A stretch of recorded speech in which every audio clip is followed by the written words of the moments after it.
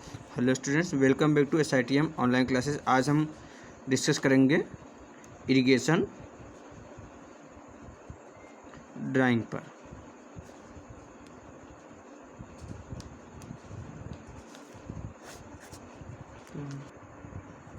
ठीक है, जैसा आप लोगों ने हाइड्रोलिक्स में पिछले सेमेस्टर में पढ़ा होगा कि नहरों में प्रवाह फ्लो इन कैनाल। नहरों में प्रवाह किसके माध्यम से होता है? गुरुत्वाकर्षण कारण। ठीक है, ड्यू टू ग्रेविटी गुरुत्वा प्रभाव होता है, जिसके लिए नहरों में एक स्लोप दिया जाता है। और नहरों का सेक्शन कैसा होता है? Section of canal trapezoidal. ठीक है, सही। इसका ट्रेपेजोडियल फिगर कैसा होता है? ये ट्रेपेजोडियल फिगर है नहरों का क्रॉस सेक्शन। नहरों जो सेक्शन आप देखते हैं वो ट्रेपेजोडियल साइज में होता है। ठीक है, आगे हम डिस्कस करते हैं कुछ इसके टॉप टर्म्स हैं, उसके बारे में जान लेते हैं ताकि डिटेल करने में जब ड्रा करें फिगर उसमें प्रॉब्लम ना हो। ठीक है, आइए देखते हैं। NSL पहला है NSL नेचुरल सरफेस लेवल। जो ग्राउंड लेवल होता है उसके प्लेन लेवल में जब पानी प्रवाह होता है तो उसको कहते हैं natural surface level. Bed level नहर का जो निचला तल होता है, जैसे ये मान लीजिए सेक्शन हो गया, ये बेड लेवल यल है। ये जो नहर की जो तली होती है इसको कहते हैं बेड लेवल या फेशियल फुली सरफेस लेवल। जब ये इसे फुली सरफेस के लेवल कहते हैं, GL के अकॉर्डिंग। ये GL है आपका, इसे हम कहते हैं fully surface level. FSD fully supply depth. जब नहर पूर्णतः भरकर प्रवाहित होती है तो उसे कहते उसकी पूरी गहराई कहते हैं FSD फुली सप्लाई डेप्थ। ठीक है, आगे देखिए क्या है। नहर का FSL fully surface level ground level से 30 सेंटीमीटर ऊंचा होना चाहिए। नहरें अपनी अधिकतम लंबाई रिज पर बनाई जाती हैं। रिज क्या है? आप लोगों ने यहाँ उसमें इरिगेशन की स्टार्टिंग चैप्टर में पढ़ा होगा ridge.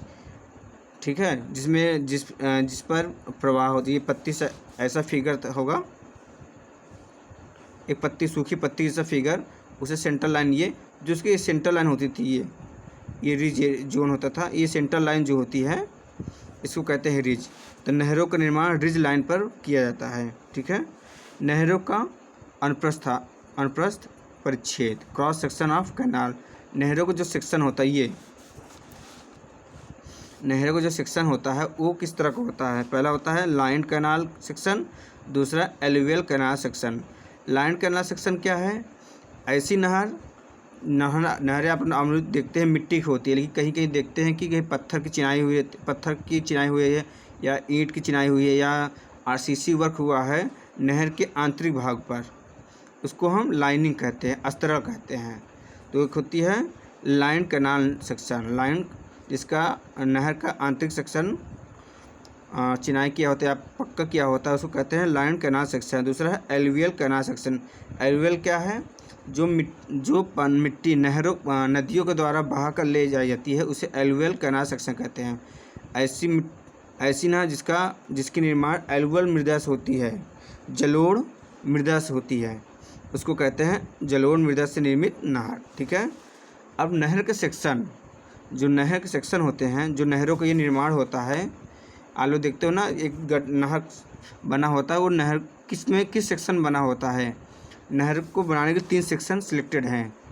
Cross section, fully in cutting, fully in filling और canal cut, partial cutting and partial filling. ठीक है, फुली इन कटिंग में देखिएगा, जब GL ग्राउंड लेवल, ये आपका है, एक मिनट, ये आपका है GL। ठीक है, जब नहरों निर्माण के लिए ग्राउंड लेवल को पूर्णतः खोद कर बनाया जाता है, ग्राउंड लेवल के नीचे नहरों का निर्माण किया जाता है। ठीक है, ग्राउंड लेवल के नीचे नहरों का निर्माण किया जाता है, उसे कहते हैं फुली इन कटिंग। ठीक है, कैनाल फुली इन फिलिंग, इसमें क्या है, जब ग्राउंड लेवल के ऊपर, ग्राउंड लेवल या आपका ग्राउंड लेवल है, इसके ऊपर नहरों का निर्माण किया जाता है, इसके ऊपर नहरों का निर्माण किया जाता है, इसको कहते हैं fully in filling. Ground level जो ज़मीन की सतह है, ठीक है, उसके ऊपर जब नहरों का निर्माण किया जाता है उसे कहते हैं फुली इन फिलिंग। और नेक्स्ट क्या है, partially cutting and partially filling. जब नहरों का निर्माण, ये आपका ग्राउंड लेवल है, कटिंग और फिलिंग दोनों में होता है, मतलब ये ऊपर कटिंग में आ गया और ये ऊपर जाके फिलिंग में आ गया, ठीक है। फिलिंग में कैसे, कौन सी सॉइल यूज़ करते हैं, जो नहरों को खुदाई करने के बाद मिट्टी निकलती है उसी का प्रयोग हम फिलिंग में, फिलिंग की सेक्शन बनाने में करते हैं, उसी मिट्टी का, अतिरिक्त मिट्टी का प्रयोग इसको बनाने में करते हैं, ठीक है। इस तरह आपने देखा नहरों का 3 सेक्शन होता है, filling in cutting, fully in filling and partially cutting and partially filling, ठीक है। चलिए आगे बढ़ते हैं। यहाँ पर हम आपको कैनाल का एक लाइट इंट्रोडक्शन दे रहे हैं, बाकी आपको कैनाल इरिगेशन में, इरिगेशन पूरा section, canal drawing, sorry canal construction, नहरों का निर्माण, नहरों का रखाव, परिच्छेद, सब चीज़ डीपली में पढ़ाया जाएगा या पढ़ा दिया गया होगा, ठीक है। अब आइए हम डिस्कस करते हैं नहर की चौड़ाई। नहर की मैक्सिमम चौड़ाई कितनी होनी चाहिए, ठीक है। 15 मीटर क्यूब डिस्चार्ज के लिए, जब नहरों में पानी का प्रवाह 15 क्यूबिक होता है तो नहर की चौड़ाई होती है, सॉरी नहर की चौड़ाई नहीं है, गहराई होगी, गहराई, नहर गहराई कितनी होगी, 0.5 √b, ठीक है। और जब 15 क्यूबिक से अधिक डिस्चार्ज होगा तो नहर गहराई कितनी होगी, देखिए 15 क्यूबिक तक 1.75 गहराई, 30 क्यूबिक तक 1.85, 50 क्यूबिक तक 200 है, और 75 क्यूबिक तक 2.30, 150 क्यूबिक तक 2.60 और 300 क्यूबिक डिस्चार्ज तक के लिए 3 मीटर गहराई डेप्थ होनी चाहिए, ठीक है। 3, ओके। चलिए अब देखते हैं अनुलंब ढाब, लॉन्गिट्यूडनल शेप, ये होता क्या है। आप लोग देखते हैं जब रोड या नहर पे आते हैं तो एक ढलान मिलती है हमें, एक ढलान, धीरे धीरे आप ढलान मिलती है लंबाई की दिशा में। आप लोग इसको कंस्ट्रक्शन में, रोड कंस्ट्रक्शन में पढ़े होंगे, लॉन्गिट्यूडनल या साइड स्लोप, ये लॉन्गिट्यूडनल स्लोप है। जब ढलान को फील करते हैं इसी को हम, जब लंबाई में ढलान होती है तो उसको लॉन्गिट्यूडनल स्लोप कहते हैं, और जब पास ढलान होती है तो साइड में उसको साइड स्लोप कहते हैं। तो नहरों का जो प्रवाह होता है गुरुत्वीय प्रवाह, इसी लॉन्गिट्यूडनल स्लोप पर, अनुलंब ढाब पर होता है, गुरुत्वीय प्रवाह होता है, ठीक है। तो मुख्य नहर में कितनी ढलान होती है, 7.5 सेंटीमीटर से 15 सेंटीमीटर प्रति किलोमीटर। पर किलोमीटर में, 1 किलोमीटर में 7.5 सेंटीमीटर से 15 सेंटीमीटर की ढलान होती है। मतलब 1 किलोमीटर आप चले जाएंगे, यहाँ से मान 1 किलोमीटर गए, 1 किलोमीटर में ये ढलान, ये मान ली 1 किलोमीटर है तो 1 किलोमीटर यहाँ से यहाँ के जो डिफरेंस होगा 7.5 से 15 सेंटीमीटर के बीच होगा, ठीक है।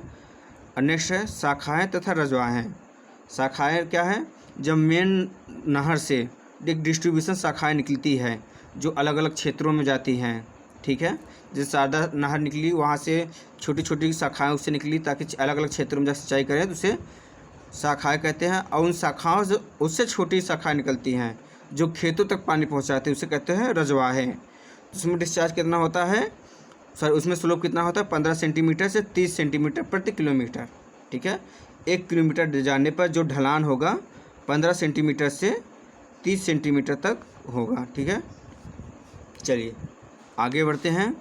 पार्ट स्लोप, साइड स्लोप, जैसे आप लोग रोड के साइड में देखते हैं, रोड साइड में एक ऐसी ढलान बनी रहती है, ये ढलान बनी रहती है, इसे कहते हैं साइड स्लोप। जैसे यहाँ पे एक फिगर मैंने ड्रा कर रखा है, ये देखिए, ये जो साइड स्लोप है ये है आपका साइड स्लोप, हॉरिजॉन्टल वर्टिकल, ठीक है। पहला जो नंबर होगा हॉरिजॉन्टल होगा, दूसरा वर्टिकल, ये हॉरिजॉन्टल हो गया, ये वर्टिकल हो गया, ठीक है।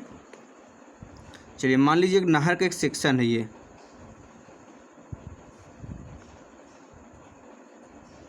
ठीक है, नहर का सेक्शन होगा, इसमें स्लोप देना है, बोल दिया 2:1 का स्लोप दीजिए। तो स्लोप 2:2 हॉरिजॉन्टल होगा, तो यहाँ से ये पूरा नहर का ये सेक्शन है, यहाँ 2 गए, यहाँ से 1 गए, ठीक है, ये स्लोप हो गया, ठीक है।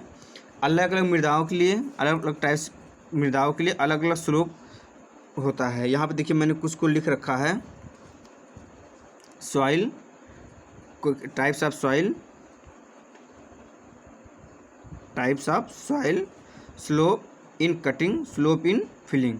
देखिए साधारण फैली हुई बालू के लिए 1.5 से 1:1 से 2:1, ये हॉरिजेंटल, ये वर्टिकल।